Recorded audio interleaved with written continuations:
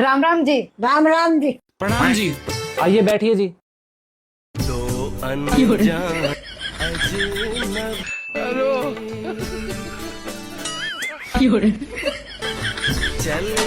खाना तो बना लेते होगे ना? हाँ जी, थोड़ा बहुत। भिंडी की सब्जी बनानी तो आती होगी ना? दीदी की फेवरेट है। नहीं जी, वो तो नहीं आती।